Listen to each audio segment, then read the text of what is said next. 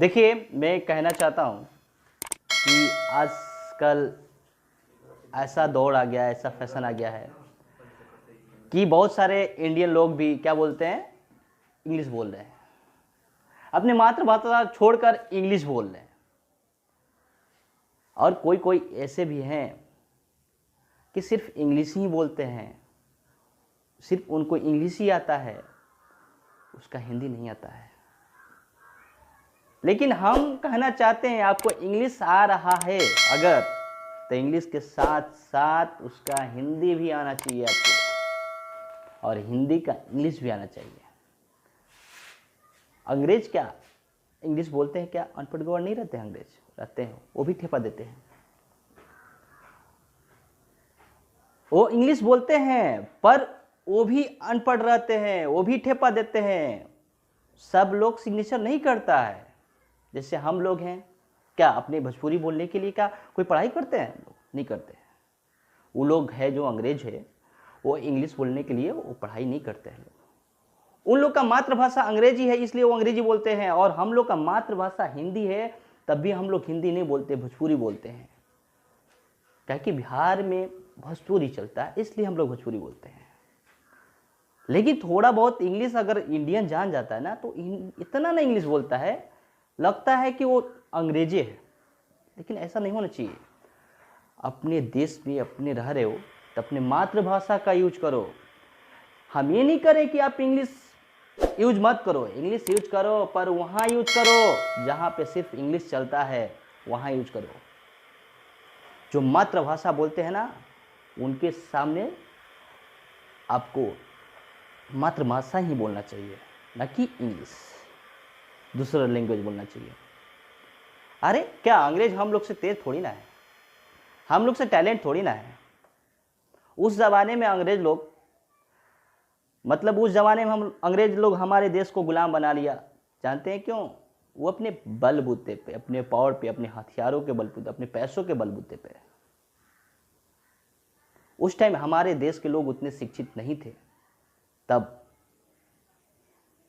आज अगर चाहेगा गुलाम बनाने को अंग्रेज, तो क्या हमारा देश बन सकता है? नहीं बन सकता है, क्योंकि हमारे देश में इतने लोग शिक्षित हो गए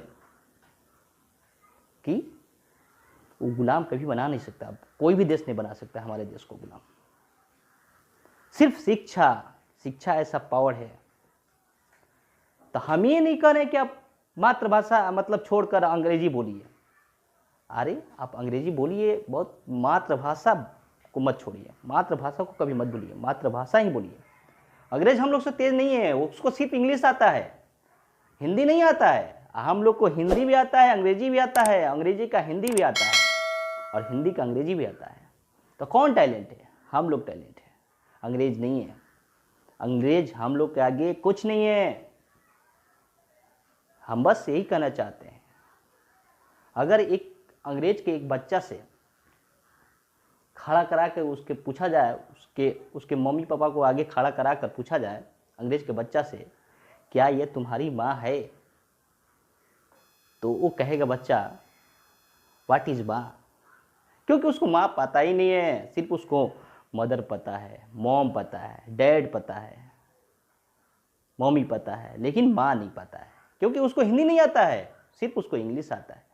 लेकिन हम लोग को हर एक चीज़ आता है, हिंदी भी आता है, हिंदी का इंग्लिश भी आता है, और इंग्लिश का हिंदी भी आता है। तो हम यही कहना चाहते हैं कि अपने देश में रह रहे हैं तो जहाँ इंग्लिश का जरूरत पड़े वहाँ इंग्लिश बोलिए। अपना मदर लैंग्वेज को मत छोड़िए, अपने मातृभाषा को मत छोड़िए। अपने भाषा में माँ मदर लैंग्वेज ही यूज करें, लेकिन जहाँ इंग्लिश की जरूरत पड़े वहाँ इंग्लिश बोलिए। अब मातृभाषा को छोड़कर आप इंग्लिश बोलना अच्छा नहीं लगता। अपने देश में रह रहे हैं, अपना, क्या अंग्रेज छोड़ देते हैं क्या अपना इंग्लिश बोलना? अपने देश में रह रहे हैं, क्या इंग्लिश बोलना छोड़ देते हैं? क्या आपका मातृभाषा बोलते हैं? वो नहीं बोलते हैं। लेकिन आप क्यों उन लोगों का क्यों एथी कर रहे हैं? उन लोगों का लैंग्वेज आप क्यों बोल रहे हैं अपने देश में? लेकिन जरूरी है बोलना, इसलिए आप बोलते हैं। तो आप वहीं पे बोलिए जहाँ पे आपको जरूरी है इंग्लिश बोलना, वहीं पे बोलिए, न कि हर जगह आप अंग्रेजी ही बोलिए। आप हर जगह अंग्रेजी मत बोलिए, अपना मातृभाषा बोलिए। अगर आपको वीडियो अच्छा लगे तो लाइक करें, शेयर करें, कमेंट करें और सब्सक्राइब करें और बेल आइकन को दबाना ना भूलें।